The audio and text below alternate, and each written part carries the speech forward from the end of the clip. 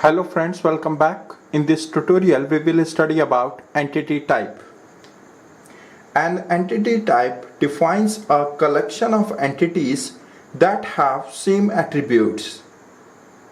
Each entity type in the database is described by its name and attributes. For example, there are many students in a school and we want to store information about all of them. These all students are entities and they all have same attributes, that is name, age and course. Each student entity has its own value for each attribute. For example, there is an entity type student. Its attributes are name, age and course.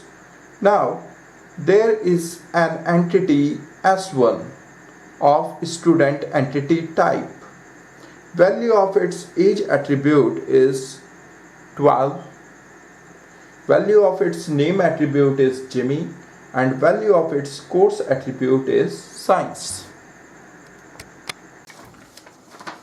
The collection of all entities of a particular entity type in the database at any point in the time is called the entity set.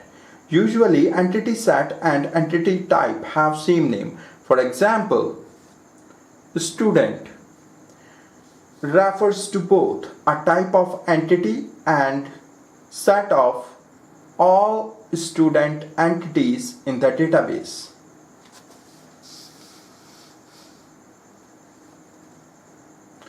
An attribute of entity type whose value is different for each individual entity in the entity set is called a key attribute. Sometimes several attributes together form a key. It means the combination of the attribute values must be distinct for each entity. In ER model, the proper way to represent such a set of attributes is to define a composite attribute and designate it as a key attribute.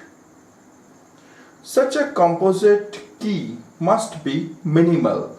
That is, if we remove any component attribute from this composite attribute, then it should not remain key attribute.